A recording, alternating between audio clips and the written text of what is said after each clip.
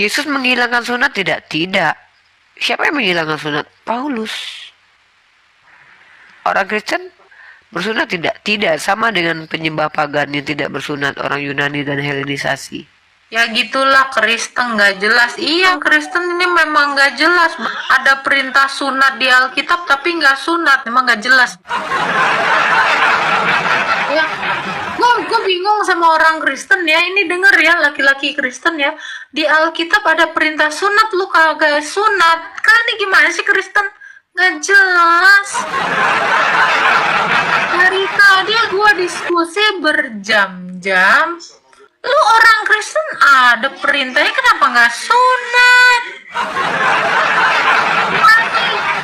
Titik punya, perintahnya punya, kagak disunat. Nih,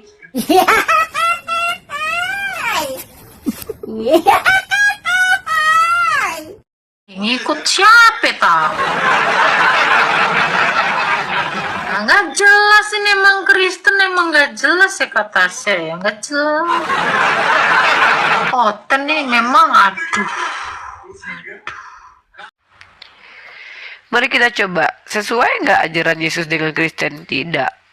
Yesus mengatakan kehidupan kekal hanya mengenal Engkau satu-satunya Allah. Tanya sama orang Kristen, ada berapa Allahmu? Satu. Siapa itu? Bapa, Putra, Roh Kudus.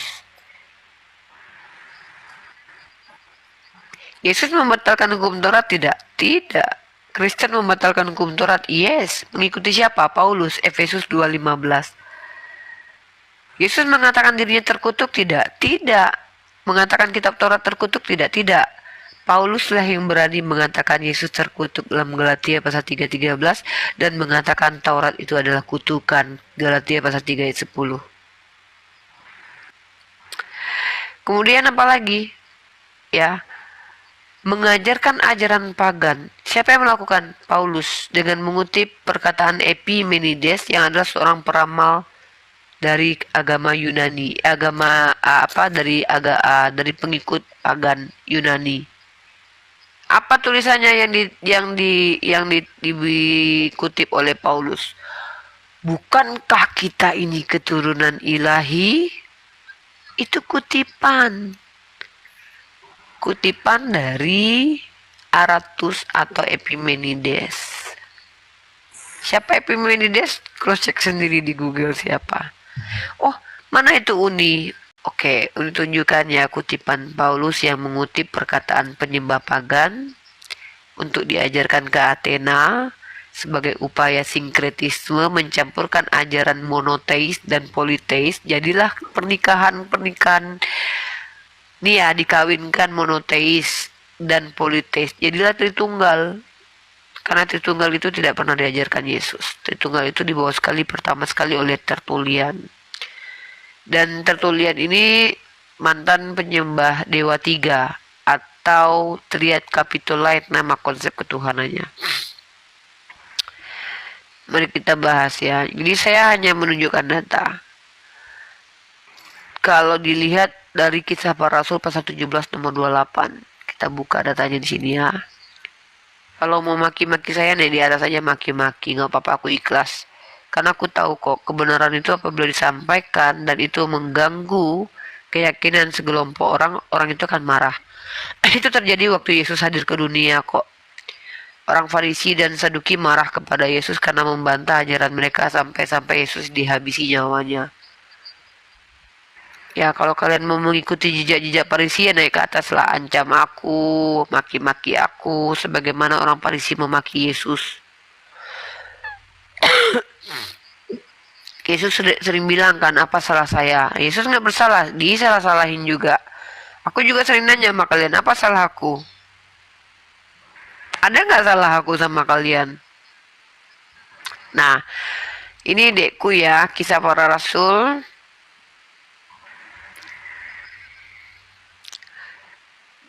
Sebab dalam Dia kita hidup, kita bergerak, kita ada, seperti yang telah juga dikatakan oleh pujangga-pujanggamu.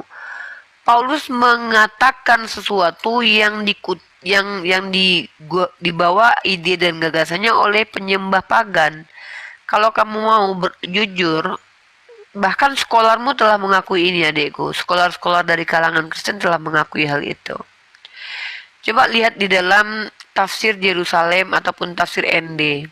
Kutipan ini dari karya yang berjudul Phenomenes karangan Aratus, pujangga atau penyair yang berasal dari Pulau Sisilia.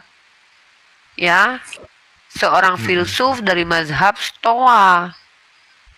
Kalau dari tafsir ND kita akan lihat bahwa kutipan ini terdapat dalam karya Epimenides dari Nasos yang hidup dalam abad ke-6 sebelum Masehi. Siapa Epimenides? Epimenides ini kisahnya hampir sama dengan Yesus.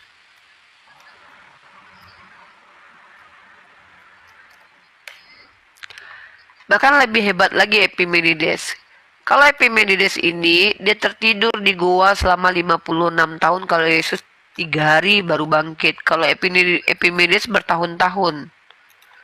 Nah, ini di goa juga, ya. Di kuburan yang berbentuk goa. Saat mengembalakan domba ayahnya, Epimenides dikabarkan tertidur selama 57 tahun di sebuah goa Kreta yang dikeramatkan bagi Zeus. Setelah itu ia dilaporkan terbangun dengan karunia nubuat. Menjadi nabi dia, mampu bernubuat.